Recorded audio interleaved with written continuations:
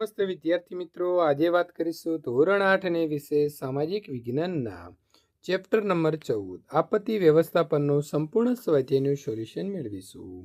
એ પહેલાં ચેનલની અંદર પ્રથમ વખત આવ્યા છો તો વિદ્યાર્થી મિત્રો ચેનલને ખાસ સબસ્ક્રાઇબ કરી દેવી। વિદ્યાર્થી મિત્રો, ચેપ્ટર નંબર 14 આપત્તિ વ્યવસ્થાપન સ્વાધ્યાય પ્રશ્ન નંબર 1। નીચેના પ્રશ્નોના ઉત્તર એક વાક્યમાં લખવાના છે। કુદરતી આપત્તિ કોને કહેવાય? તો આપણે ભણી ચૂક્યા છીએ કે જે આપત્તિ માટે કુદરતી બળ કે સંજોગો કારણભૂત હોય તો તે આપત્તિને કુદરતી આપત્તિ કહેવાય છે। દાખલા તરીકે ભૂકંપ આવે, સુનામી આવે, તો આવી જે આપત્તિઓ છે, વાવાઝોડું છે, તો એને આપણે વિદ્યાર્થી મિત્રો જે એના કારણો છે તે કુદરતી હોય છે। આગાહી કરી શકાય એવી કુદરતી આપત્તિઓ કઈ કઈ છે? તો આગાહી કરી શકાય એવી કુદરતી આપત્તિઓની વાત કરીએ તો વિદ્યાર્થી મિત્રો પૂર, વાવાઝોડું, સુનામી, તીડ પ્રકોપ અને મહામારી કે જેને આપણે પહેલેથી આગાહી કરી શકાય છે। આગાહી ન કરી શકાય એવી કુદરતી આપત્તિઓ કઈ છે? તો આગાહી ન કરી શકાય એવી કુદરતી આપત્તિઓ આ પ્રમાણે છે। ભૂકંપ છે, જ્વાળામુખી છે, દાવાનળ છે અને ભૂસ્ખલન છે કે જે આપણે આગાહી કરી શકતા નથી। માનવ સર્જિત અથવા તો માનવ નિર્મિત અથવા તો કૃત્રિમ કઈ કઈ આપત્તિઓ છે? તો માનવ સર્જિત આપત્તિઓની વાત કરીએ તો આગ છે, હુલ્લડ, બોમ્બ વિસ્ફોટ અને ઔદ્યોગિક અકસ્માત કે જે માનવ પોતે નિર્મિત કરે છે। દાવાનળ કોને કહેવાય? તો જંગલો કે ઘાસભૂમિના વિસ્તારોમાં ફેલાતી જે ભયાનક અને વિનાશકારી આગ હોય તો તેને દાવાનળ કહેવાય। ખાસ કરીને મોટા જંગલોમાં આવો દાવાનળ જે છે તે ફાટી નીકળતો હોય છે। ભૂસ્ખલનની ઘટનાઓ કયા ક્ષેત્રમાં વિશેષ જોવા મળે છે? તો ભૂસ્ખલનની ઘટનાઓ પર્વતીય ક્ષેત્રમાં વિશેષ જોવા મળે છે। મહામારીની પરિસ્થિતિ એટલે શું? તો ખૂબ વ્યાપક વિસ્તારોમાં હજારો લોકો વિષાણુજન્ય રોગનો ભોગ બને ત્યારે તે પરિસ્થિતિને મહામારીની પરિસ્થિતિ કહેવાય છે। નીચેના પ્રશ્નોના ઉત્તર આપો। તો દાવાનળ કયા કયા સંજોગોમાં ફાટી નીકળે છે અથવા તો દાવાનળ ફાટવા માટેના કારણો કયા છે? તો આ પ્રકારના પ્રશ્નોનો જવાબ આપણે લખી શકીએ કે દાવાનળ નીચેના સંજોગોમાં ફાટી નીકળે છે।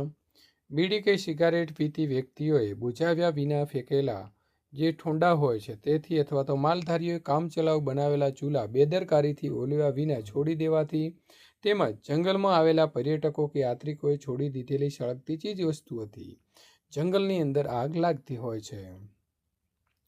જંગલમાંથી પસાર થતી વીજળી કે ગેસની પાઇપલાઇનમાં અકસ્માત થવાથી જંગલની અંદર આગ લાગે છે। જંગલમાં વીજળી પડવાથી દાવાનળ ફાટી નીકળે છે। પાનખર ઋતુમાં જંગલમાં એકઠા થયેલા સૂકા પાંદડા અને સૂકું જે ઘાસ હોય છે તેમાં આગની અંદર ઈંધણનું કામ કરે છે। સૂકી હવા અને સળગી જાય એવું ઈંધણ દાવાનળ માટે પાયાનું કારણ છે। જંગલના કેટલાક વૃક્ષોમાંથી કુદરતી રીતે ઝરતા ગુંદર જેવી જ્વલનશીલ પદાર્થથી પણ આગ વધારે વિકરાળ સ્વરૂપ ધારણ કરે છે અને આખું જંગલ પણ વિદ્યાર્થી મિત્રો ઘણી વખત સળગી જતું હોય છે। તીડ પ્રકોપ વિશે તમારે ટૂંક નોટ લખવાની છે। તો તીડ પ્રકોપ એક જૈવિક આપત્તિ છે। તીડ એક પ્રકારનું કીટક છે જે એક અંદાજ મુજબ વિશ્વની અંદર તેની અંદાજિત 11,000 જેટલી પ્રજાતિઓ જોવા મળે છે। તે ઝુંડમાં રહે છે। એક ઝુંડમાં તે લાખોની સંખ્યામાં હોય છે। સામાન્ય રીતે તીડ રણ વિસ્તારની અંદર વધુ જોવા મળે છે। તીડની શરીરની લંબાઈ 1.5 થી 2 ઇંચ જેટલી હોય છે। ઉડવા માટે તેની પીઠ ઉપર મજબૂત પાંખો હોય છે। તેના પાછળના 2 પગ આગળના પગની સરખામણીએ લાંબા હોય છે। તેના માથા ઉપર એન્ટીના જેવા 2 વાળ હોય છે। તે 2 થી 2.5 ફૂટ લાંબો કૂદકો મારી શકે છે। તે પવનની દિશામાં આગળ વધતા જતા હોય છે। ગુજરાતની અંદર આક્રમણ કરતા તીડ કે રણતીડ એટલે કે ડેઝર્ટ નામના લોકો તેને ઓળખે છે। તીડની આ પ્રજાતિ ભારત, પાકિસ્તાન અને આફ્રિકા ખંડના કેટલાક ક્ષેત્રોની અંદર મિત્રો જોવા મળતી હોય છે। તેને પોતાના શરીરની બરાબર ખાવાની ટેવ હોવાથી તેને કાવધરા તીડના નામે પણ ઓળખવામાં આવે છે। મહામારીથી ઊભી થયેલી પરિસ્થિતિ કેવી હોય તો તેનું વર્ણન કરવાનું છે। તો વિદ્યાર્થી મિત્રો, તમે બધાએ કોરોનાની જે પરિસ્થિતિ જોઈ હતી તેને આપણે મહામારી કહી શકીએ। મહામારી આ પરિસ્થિતિથી લોકોની રોજબરોજની જિંદગી ખોરવાઈ જાય છે। શિક્ષણની કામગીરી અટકી પડે છે, વેપાર ધંધા ઠપ થઈ જાય છે, તેમજ ચીજ વસ્તુઓનું ઉત્પાદન બંધ થઈ જાય છે। પરિણામે સમાજના તમામ મોરચે વિકાસની પ્રક્રિયા બંધ થઈ જાય છે। રોજ રોજનું કમાઈને ગુજરાન ચલાવતા લાખો લોકો જે છે તેમની કમાણી બંધ થઈ જતા તેમને અનેક મુશ્કેલીઓનો સામનો કરવો પડે છે। તેમની હાડમારીઓને પાર રહેતો નથી.